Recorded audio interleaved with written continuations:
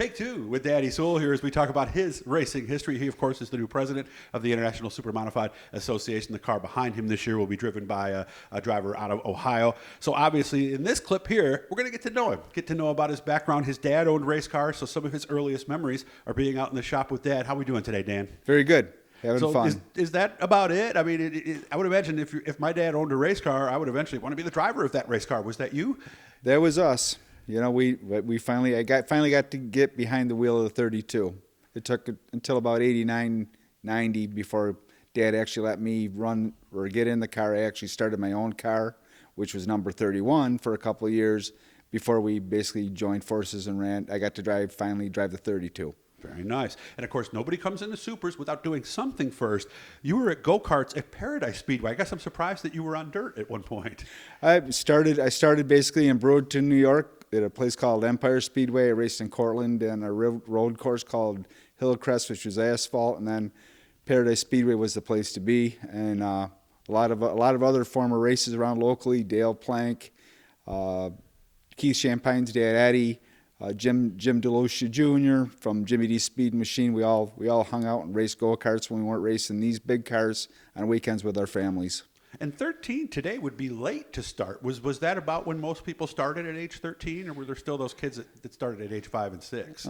Since Dad's had a car forever, probably that's when I finally drove them nuts enough that Mom and Dad actually invested some time in keeping me from being a pest. Do you remember those conversations leading up to that? I mean, were you literally a pest? Just, come on, Dad, come on, Dad, come on, Dad. Probably not, but probably 13 years old, I was getting in enough trouble, with other things that it was time to let me focus on one thing that I really wanted to do. A very common story with people in our age group. Remember, Danny's just a few years younger than me, so they would hold that over your head, right? We want you to get good grades. We want you to be good otherwise. You get the lawn cut, have good grades, or you don't get to go to the races on Saturday night. And it worked, obviously? Mostly. Okay. Some people pick it up right away. Some it takes some time. I always said with new drivers, you either have to slow them down because they're driving too fast, or you have to speed them up. Which was you? Probably slow me down. Oh, so you were out there just. Yeah, probably, wide open because I didn't know that I had to slow down to go fast. And so that is something that takes time, doesn't it? Yes. How long did it take for you to realize that and actually start to run well in a kart? That was, you spin out and you tip it over a couple of times, you learn to slow down because where the edge is. Yeah. Well, one thing my dad says is those are certain mistakes you make once, right? And if you don't learn after that, then maybe this isn't for you. Obviously did that for 8 years. At what point did you start thinking, and even more importantly, when did Dad start thinking it's time for you to move up?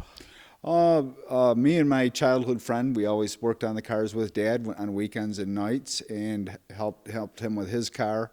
And then I had an opportunity basically when I was a senior in high school in 82, 83, where I started building my own car because I wasn't going to wait for Dad anymore. And really? Dad said, I think my 18th birthday present was a piece of half-inch 6061 T6 aluminum, and he took a marker, wrote "Happy Birthday" on it. It was my 18th birthday present. That was my first torque plate for my first super modified.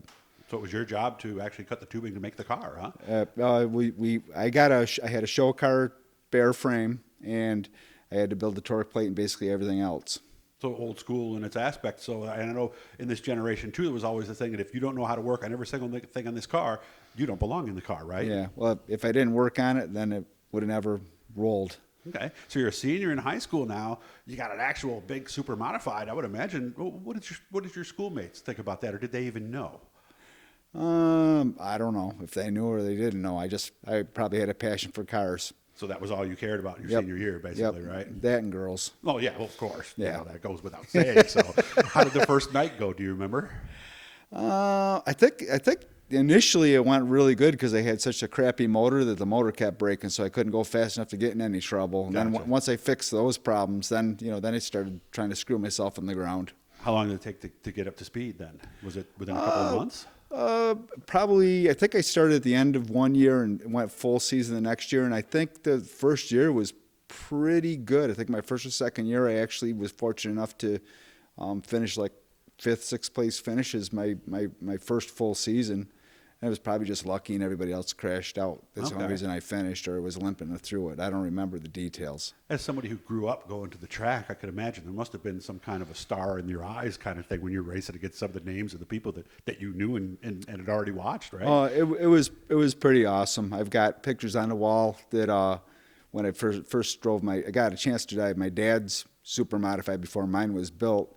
And I think I actually, so I had to be pre-82 because I know I did follow Jimmy Champagne on the racetrack at Oswego and drove the car, and just in slow laps. It wasn't anything fast. And, ever since then, it's been fast forward. So you were a Jimmy Champagne fan as a kid then? I was. Like a lot of people? It was everybody. Jack Murphy, Nolan Swift, Eddie Bellinger. I mean, there's not a Eddie Bellinger, Steve Joya, Joe Gosick. I'm friends with them all. Know them all. Great people. When did you get your first win? 1990. Start up front, or did you have to pass cars to get it, or how much do you remember about it? I think the unique thing about the first night was I think we had a leaky intake valve, and we had to grind the spark plugs to burn off the extra oil in the cylinder, and it was huffing and puffing on slow laps. And I think I started up front and was fortunate enough to beat Mike Ordway for my first win. So it was somewhat unlikely, I guess, the way the day started anyway, from the sound of it.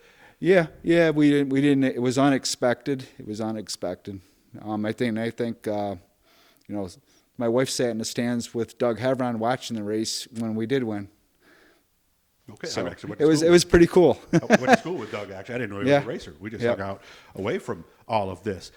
If you were putting together a resume with your racing accomplishments, what would be the top thing? Oof. I think in 1990, with my dad being just like the backyard racer, and he was just happy to be there, and that was his passion. And we built a car because we said, well, if we're putting this much time into it, we want to win. I think I put so much emphasis on actually finally winning the first race that I never really looked beyond that. So it actually took a couple of years before we actually won another race, because it was kind of like starstruck, saying, wow, okay, we did this. Now what are we going to do? So every year, you kind of refocus on what your next big goal will be. So right now our focus now is we go to every race to be as competitive as possible, and we don't like to go to the races, believing that we can win every race we show up for. Talk to people who have driven the ISWA car for the first time after lots of years at a super. How much different is it? Is it night and day? Because a lot of people say it really is. I think it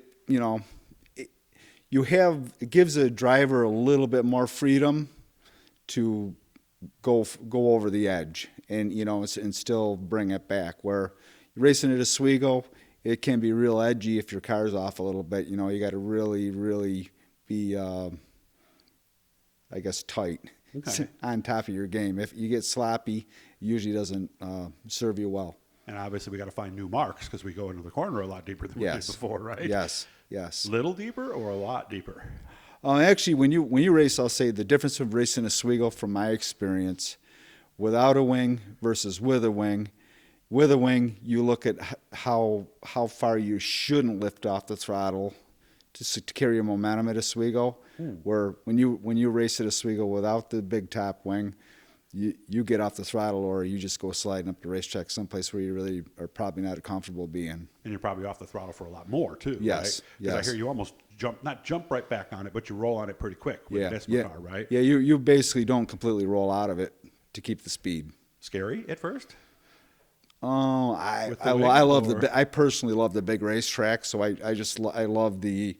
We didn't used to have the aero helmets. You go down back straight at Oswego and feel that wing start to invert and start to pull your helmet up off your head. Yeah, and it's pretty fun. Well, it's going to be a great year. We'll be keeping in touch with Danny, and of course he has a new role this year as president of ISMA, so we're going to do some things and maybe hopefully make it to some of these races this year. I appreciate you spending some time with me, man, and really learned a lot about you. I can't wait to come back out and go through the car and teach people some very cool stuff. So, thanks. Come back again, and we'll dissect part of the car. Yeah. Maybe you can help me figure out how to make it work better. Well, he doesn't know who he's talking to, so I don't know what to say there. So hit the Blue E, guys. That'll let you know every time we're doing something cool. That'll subscribe you. Thanks again for having me out, and I look forward to a great 2022. Thank you.